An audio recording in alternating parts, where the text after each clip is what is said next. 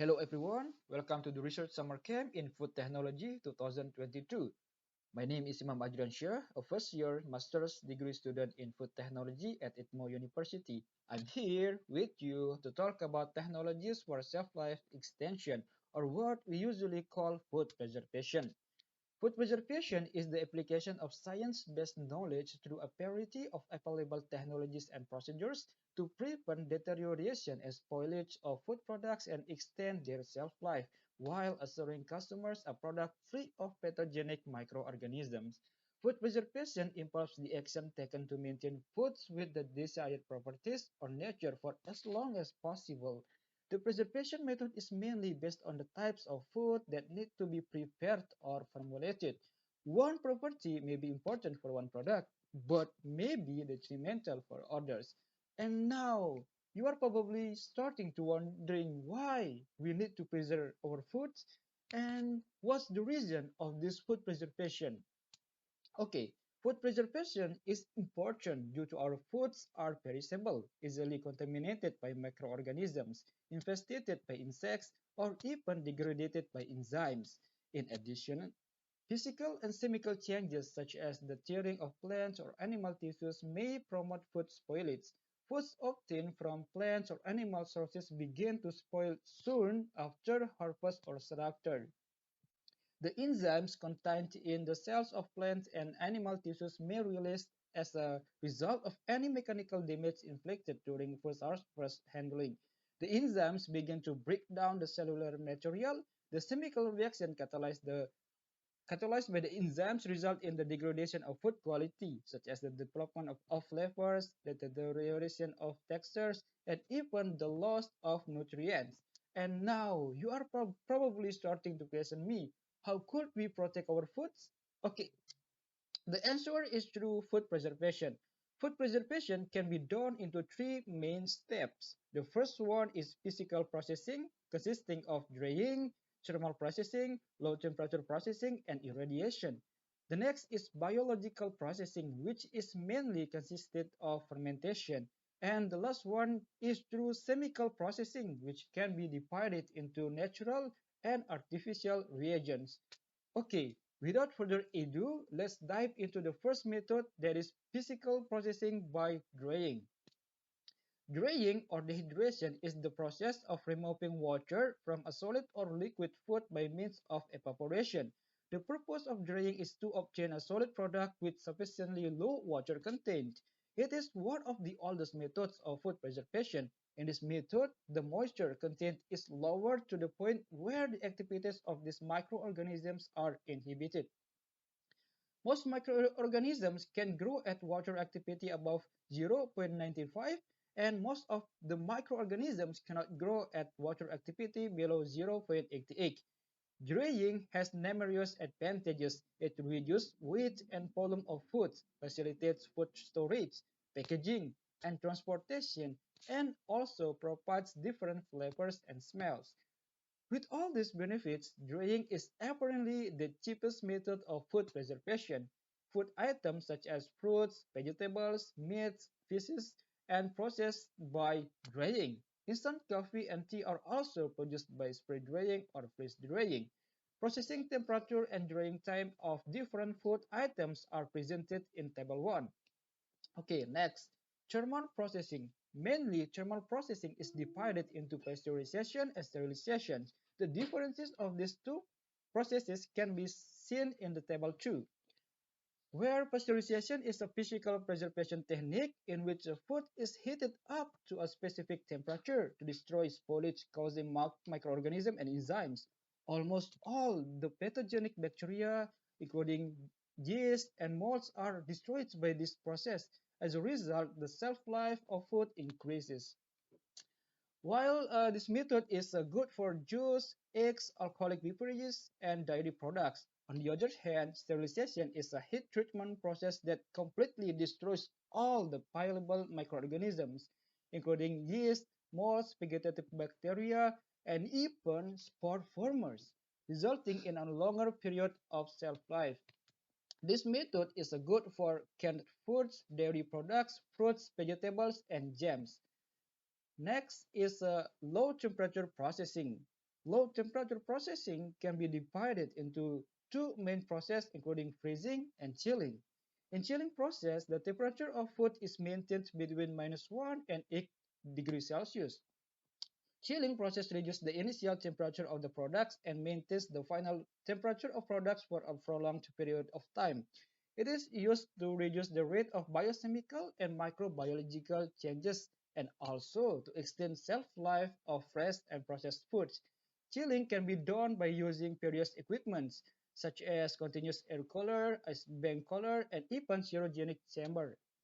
While freezing of foods refers to lowering the food temperature below its freezing point, usually -18 degrees Celsius.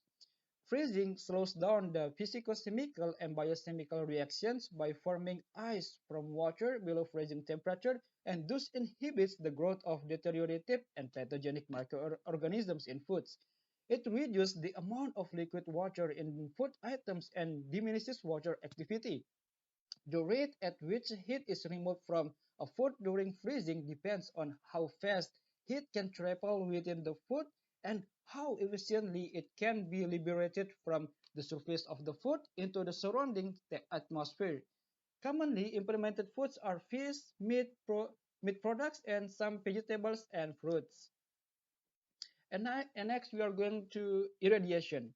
Irradiation is a physical process in which substance undergoes a definite dose of ionizing radiation. Ionizing radiation can be natural and artificial. Natural ionizing radiation generally includes X-rays, gamma rays, and high-energy ultraviolet or UV radiation. While artificially generated ionizing radiation is accelerated electrons and induced secondary radiation. The ionizing radiation dose delivered to foods is measured in kilograys. 1 gray is equivalent to ionizing energy dose absorbed by 1 kilogram of irradiated material. Ionizing radiation regulatory limits are set by the legislative bodies. Depending on the regulatory authority, the limits may be expressed as a minimum dose, maximum dose, or approved dose range. In Table 3 presents us different regulatory limits for food irradiation applications. This method is commonly used for seafood, meat products, vegetables, and fruits. And usually, the company will put this Radura symbol on those foods treated by irradiation. And now we are going to the second process, which is biological processing. Fermentation is the main method used in biological process of food preservation. This method involves decomposition of carbohydrates with the action of microorganisms and or the enzymes. Fermentation enhances the nutritional value, helpfulness, and digestibility of foods. Fermentation process can be classified into fi- five. The first one is alcoholic fermentation. Alcoholic fermentation is the result of yeast action of the simple sugar called hexose, converting this into alcohol and carbon dioxide. The quality of fermented products depends on the presence of alcohol. In this process, air is excluded from the product to avoid the action of aerobic microorganisms, such as the acetobacter. This process ensures the longer shelf of the products. And the second one is the vinegar fermentation. Vinegar fermentation takes place after alcohol fermentation. Acetobacter compares alcohol to acetic acid in the presence of excess oxygen.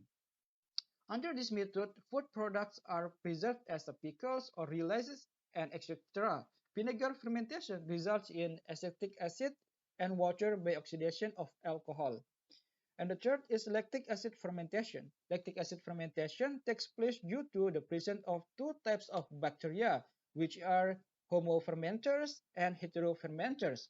Homofermenters produce mainly lactic acid via glycolytic, while heterofermenters produce lactic acid plus appreciable amounts of ethanol, acetate, and carbon dioxide through the 6-phosphogluconate pathway. And the fourth is homolytic fermentation. The fermentation of 1 mole of glucose yields 2 moles of lactic acid. And the last one is heterolytic fermentation. The fermentation of 1 mole glucose yields 1 mole each of lactic acid, ethanol, and carbon dioxide. Some products treated by these fermentation methods are alcoholic beverages, kefir, and tempeh. And the last one is chemical processing. The effectiveness of chemical processing methods to preserve foods depends on the concentration and selectivity of the chemical reagents, spoilage-causing organisms, and the physical and chemical characteristics of food items. The use of chemical reagents as food additives and preservatives is a sensitive issue due to health concerns. In the different countries, the application chemical preservatives and food additives are monitored and regulated by the different acts, rules, and government authorities. Chemical food preservatives can be classified as a natural and artificial reagent. Natural reagent can be seen in Table 2 and are obtained from plants, animals, and microorganisms in which they can act as antioxidants, flavorings, and even antibacterial agents. On the other hand, artificial reagents are produced industrially. These can be classified as anti-enzymatic, antimicrobial, and antioxidants. The classification of artificial reagents used in food preservatives along with their mechanisms and application can be seen in Table 3. Some examples of these artificial reagents in food preservations are sorbic acid and potassium sorbate that can be implemented in cheese, smoked fish, fruits, and vegetables. BHA BHA also can be implemented in butter, snacks, and snacks preservation. Citric acid for dairy products and beverages. Okay, thank you. And here are some references that I used to construct today's material. And for your attention, thank you so much. Bye bye.